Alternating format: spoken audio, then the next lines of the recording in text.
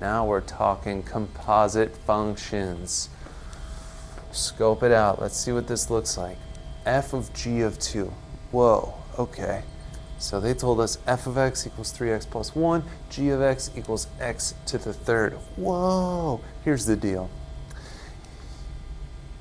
We've evaluated functions. You put in whatever number they give you for x. But this has two different equations that we're working with. You start with the innermost one. Whatever you get there, you just bring on your way out. Let me show you what I mean. So on A, we're going to start with the part that says g of 2. This part right here. We're going to solve that all the way, and we're going to get a number.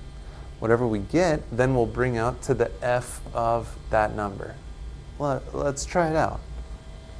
So if we start with g of 2, which again means we're looking at g's function, and we're going to substitute in 2 anytime I see an x. So g's function is x to the third, so it'll just be 2 to the third. 2 to the third power is 8. Whoops, that's a 3. There we go. 8. Great.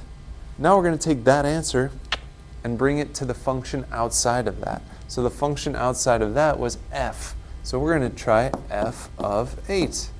And f's equation is 3x, so 3 times 8 plus 1.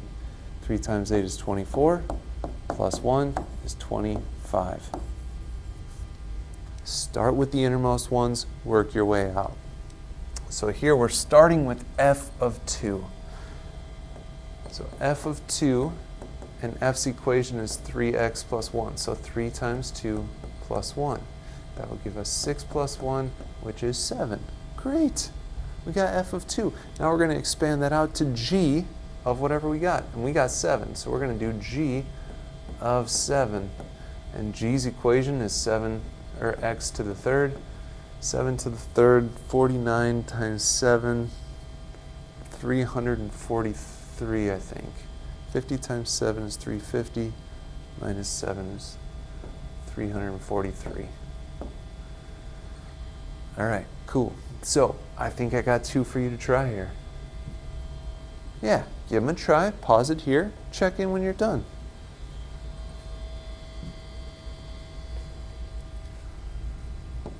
G of 3 equals 3 squared, so that would be 9.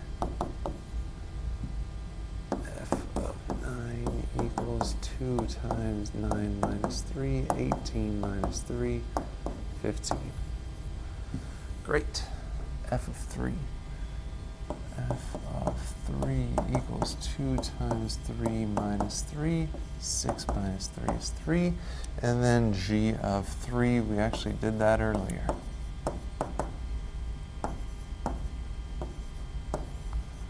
Cool.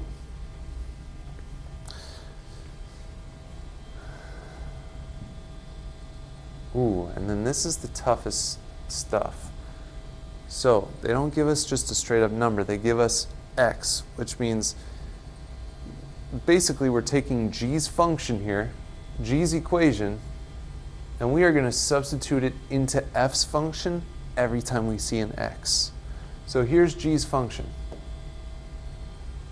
So we're going to do f of g's function. So f of 2 over x minus 1. And again, this means in f's function, anytime we see an x, we're going to substitute in 2 over x minus 1. Weird. So we have 5 times 2 over x minus 1 plus 2. All right, we have to simplify that. I know when you multiply a whole number times a fraction, you just multiply it in the numerator. So that would be 10 over x minus 1 plus 2. Now we're pretty cool, right? Some people would have you leave that. We're cooler than that. Let's combine them into one fraction, but they would have to have the same denominator. Currently 2 is 2 over 1. It needs an x minus 1. Thank goodness we did that in chapter 5.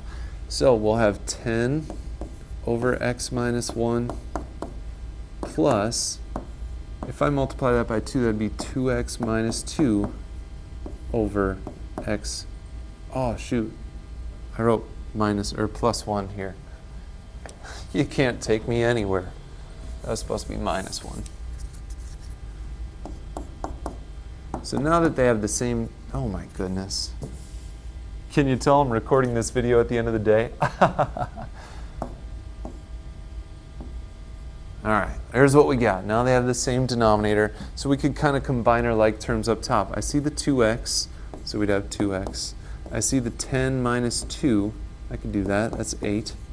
2x minus 8, or sorry, geez, 2x plus 8 over x minus 1. Now, I would have you factor this to see if there is something that cancels out. Up top, you can factor out a 2, so you'd have x plus 4 over x minus 1. So nothing canceled out, but I think it's always a good idea to put it in factored form so that you can see at the end if something would cancel out. This is as tough as they're going to get. Now they're saying take f's equation and substitute it into g's equation. So we're taking this 5x plus 2 and we're going to substitute it into g's function anytime we see an x.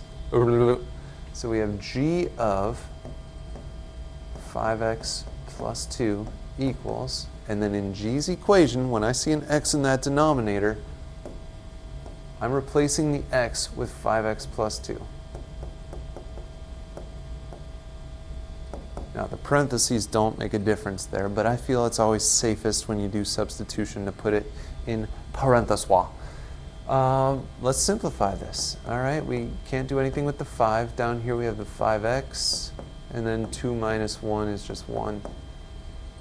Now someone's going to see the 5 and the 5, and they're going to be like, let's take out a 5. No dice. It would have to be a factored out 5 for you to do that. There's nothing to factor out, so that would be your final answer. So again, I have 2 more problems for you to try. Give them a try, and then check in with the video and see how you did.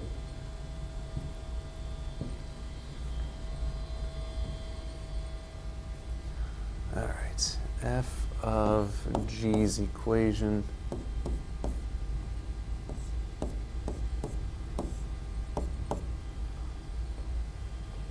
Oh my gosh.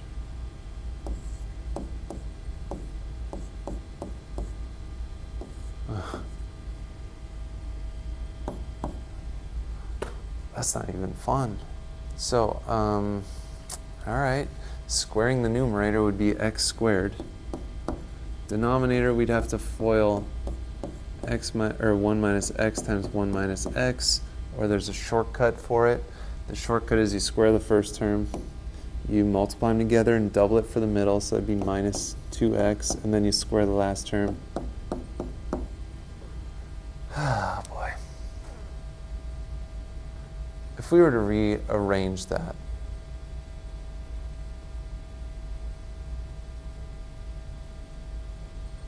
that would be x squared minus 2x plus 1.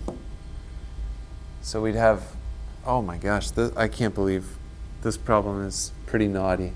So we have x squared over x squared minus 2x plus 1 minus 1. Now, if we're trying to get these into one solid fraction, that 1, the 1 over 1, 1 whole, if we need the same denominator, that would be the same thing in the numerator and denominator. So x squared minus 2x plus 1 over x squared minus 2x plus 1. That would come out to 1 whole, right? It's the same thing in the numerator and denominator. So again, here's a little trickery. We have subtraction. I always recommended this in chapter 5. Change it to addition. Make all the numerators the opposite. Negative x squared, positive 2x, negative 1. And let's combine what we can in the numerator. I see x squared minus x squared. Those will just cancel out. And then we just have 2x plus negative 1, which is 2x minus 1. You can't do anything with that, so let's just go ahead and write in our denominator x squared minus 2x plus 1, which would factor actually to x minus 1 squared, because it would be x minus 1 times x minus 1. Again, if there was nothing to cancel out, you could just write it as x squared minus 2x plus 1, but old Papa Plant likes it in factored form better. That was ridiculous. Ridiculous. All right, now we're going to take f's equation and put it into g's equation. So we'll have g of x squared minus 1. Hopefully this will be less awful. So these are getting substituted in every time in the equation where I see an x. So I see one up top, so up top there will be an x squared minus 1. And then the denominator, we have 1 minus another x. X squared minus 1. Ugh! Barf! All right.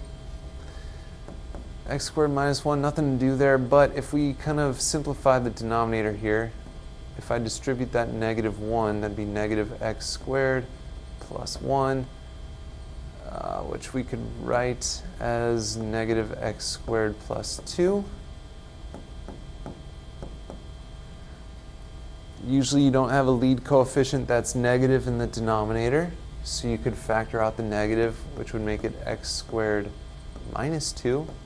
And then again, you don't usually write a negative in the denominator, so I'm going to go ahead and move that out in front, or you could put it in the numerator.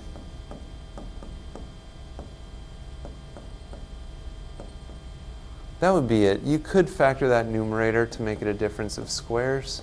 X plus 1 times x minus 1. The denominator is not a difference of squares, and nothing would cancel out anyway. That was brutal. Brutal. They're not that bad. And you did it. Is that it? Oh my gosh, that's it. We did it.